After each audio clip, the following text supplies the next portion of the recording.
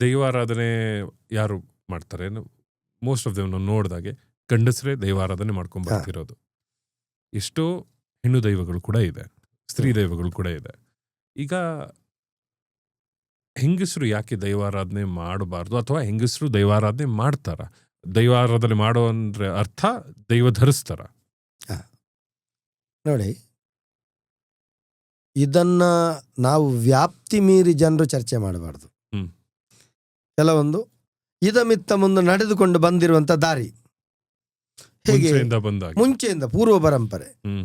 ಎಲ್ಲಾದ್ರೂ ಒಂದು ದೇವಸ್ಥಾನದ ಒಳಗೆ ದೇವರಿಗೆ ಹೆಣ್ಮಕ್ಳು ಪೂಜೆ ಮಾಡುವ ಕ್ರಮ ವಾಡಿಕೆಯಲ್ಲಿ ಬಂದಿಲ್ಲ. ಉಂಟಾ? ನಾನು ಕೇಳಿದಾಗಿಲ್ಲ, ಇಲ್ಲ, ಗೊತ್ತಿಲ್ಲ ನನಗೆ, ಬಂದಿಲ್ಲ. ಆಯ್ತಾ? ಯಾಕೆ ಬಂದಿಲ್ಲ? ಅದೇ ರೀತಿ ಇಲ್ಲಿನ ಯಾವುದೇ ದೈವಸ್ಥಾನಗಳಲ್ಲಿ ದೈವಗಳೇ ಪೂಜೆ ಮಾಡುವಂತ ಕ್ರಮ ಹೆಂಗಸರಿಂದ ಬಂದಿಲ್ಲ, ಗಂಡಸರು ಮಾತ್ರ ಬಂದಿದೆ. ಅರ್ಥ ಆಯ್ತಾ ನಿಮ್ಗೆ? ಅರ್ಥ ಆಯ್ತು. ಬಟ್ ಸರ್, ಮನೆಗಳಲ್ಲಿ ಹೆಂಗಸರು ಪೂಜೆಗೆ ಮುಖ್ಯ, ಹೆಂಗಸರೇ ಮನೇನ ನಡ್ಸ್ಕೊಂಡು ದೈವಾರಾಧನೆಯಲ್ಲಿ ಹೆಂಗಸರೇ ಮುಖ್ಯ. ನೋಡಿ, ಭಾವಚಿತ್ರ ಬೇರೆ. ಮನೆಯಲ್ಲಿ ಭಾವಚಿತ್ರ ಇಟ್ಟು ಪೂಜೆ ಮಾಡುವುದಕ್ಕೆ ಮನೆ ಹೆಂಗಸರು ಪೂಜೆ ಮಾಡ್ತಾರೆ. ನಮ್ಮ ದೈವಗಳಿಗೆ ಹೆಂಗಸರು ನಮಿಸ್ತಾರೆ.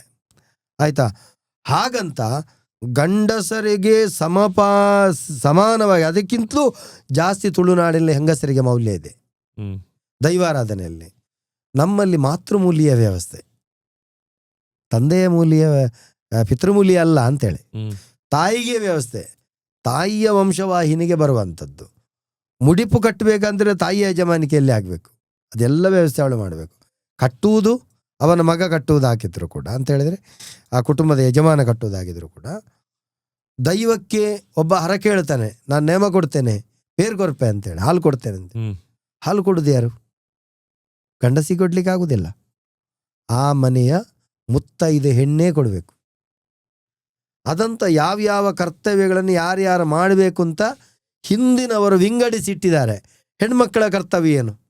ದೈವಾರಾಧನೆ, ಅದವರು ಮಾಡ್ತಾರೆ. ಗಂಡು ಮಕ್ಕಳ ಕರ್ತವ್ಯ ಏನು? ಅವರು ಮಾಡ್ತಾರೆ. ಹಾಗಾದ್ರೆ ಇದು ಯಾಕೆ? ಕಾರಣ ಇದೆ. ದೈವಾರಾಧನೆಯಲ್ಲಿ ಇವಾಗ ಅದನ್ನು ಅಮೆಸೂತಕವನ್ನು ಪ್ರಶ್ನಿಸಬಹುದು, ಅದಕ್ಕೆ ನಾವೇನು ಮಾಡ್ಲಿಕ್ಕೆ ಆಗುದಿಲ್ಲ. ವಾಡಿಕೆಯಿಂದ ಬಂದಿರುವಂಥದ್ದು ಹಿಂದಿನಿಂದ.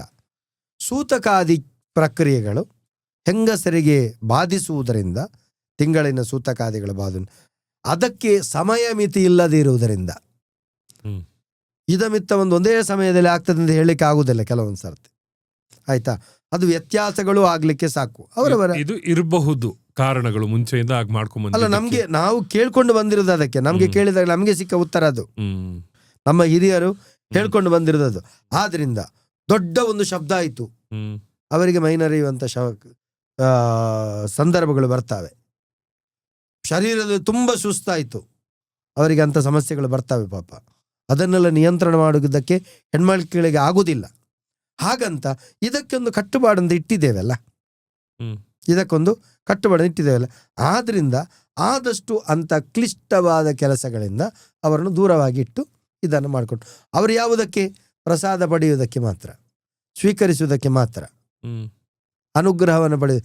ದೈವ ಇವಾಗಲೂ ಹೇಳ್ತದೆ, ನೀನು ಎಲ್ಲೇ ಇರು, ಹೇಗೇ ಇರು, ಹೆಣ್ಮಗುವಿಗೆ ಎಲ್ಲೇ ಇರು, ಹೇಗೆ ಇರು, ಸೆರಗೊಡ್ಡಿ ನನ್ನನ್ನು ಪ್ರಾರ್ಥಿಸಿದರೆ ಸಾಕು. ಯಾರು ಯಾರ ಪ್ರಾರ್ಥನೆಗೆ ಒಲಿಯದಿದ್ರು ನಾನು ನಿನ್ನ ಸೆರಗಲ್ಲಿ ಬಂದು ನಿಂತು ನಿನ್ನ ಕುಟುಂಬವನ್ನು ಕಾಯ್ತೇನೆ ಅಂತ ಹೇಳಿದ್ರು. ಅದಕ್ಕಿಂತ ದೊಡ್ಡ ಅನುಗ್ರಹ ಬೇಕಾ?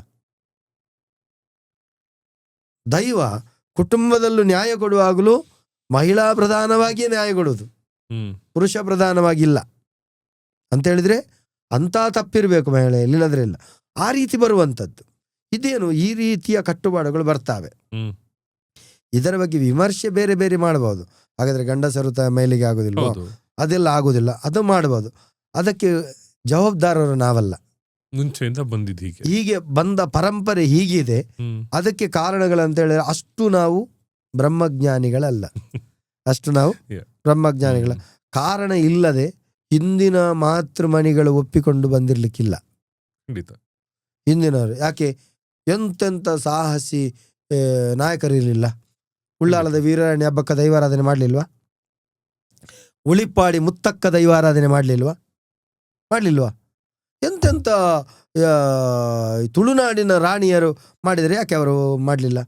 ಅವರು ದೇವಸ್ಥಾನಕ್ಕೆಲ್ಲ ಪಲ್ಲಕ್ಕಿಯಲ್ಲಿ ಹೋಗಿದ್ದಾರೆ, ಪಲ್ಲಕ್ಕಿಯಲ್ಲಿ ದಂಡಿಗೆಯಲ್ಲಿ ಕೂತ್ಕೊಂಡು ಹೋದ ನಿದರ್ಶನ ಇದೆ.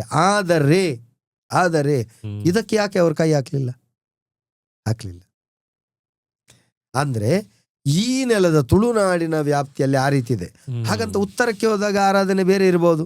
ಅಲ್ಲಿ ಸ್ತ್ರೀಯರು ಮುಟ್ಟಿ ಮಾಡುವರು ಇರ್ಬೋದು, ಬಟ್ಟೆ ಹಾಕಿ ದೇವರನ್ನು ಪೂಜಿಸುವ ಲಿಂಗವನ್ನು ಮುಟ್ಟುವ ಅವಕಾಶ ಇರ್ಬೋದು. ಈಗ ಕಾಶಿಯಲ್ಲಿ ಬಟ್ಟೆ ಲಿಂಗವನ್ನು ಎಲ್ಲರೂ ಸ್ಪರ್ಶಿಸ್ಬೋದು, ಎಲ್ಲ ಬಟ್ಟೆ ಹಾಕಿ ಸ್ಪರ್ಶಿಸ್ಬೋದು ಮೂಲ ಕಾಶಿ ದೇವರಿಗೆ. ಆದರೆ ಕದ್ರಿಗೆ ಆಗುವಾಗ ಗರ್ಭಗುಂಡಕ್ಕೆ ಯಾರು ಹೋಗ್ಲಿ ಒಳಗೆ ಅಂಗಿ ಹಾಕೊಂಡು ತಿರುಗ್ಬೋದು. ಆದರೆ ಧರ್ಮಸ್ಥಳಕ್ಕೆ ಹೋಗುವಾಗ ಅಲ್ಲಿ ಹೊರಗೆ ಹೊರಾವರಣದಲ್ಲೂ ಅಂಗಿ ತೆಗಿಬೇಕು ನಾವು. ಆ ಪ್ರದೇಶದ ಕಟ್ಟುಪಾಡು, ಅದನ್ನು ಮೀರಲಿಕ್ಕೆ ಅಲ್ಲಿನ ವ್ಯವಸ್ಥೆ, ಅದನ್ನು ನಾವು ಮೀರಲಿಕ್ಕೆ ಆಗೋದಿಲ್ಲ.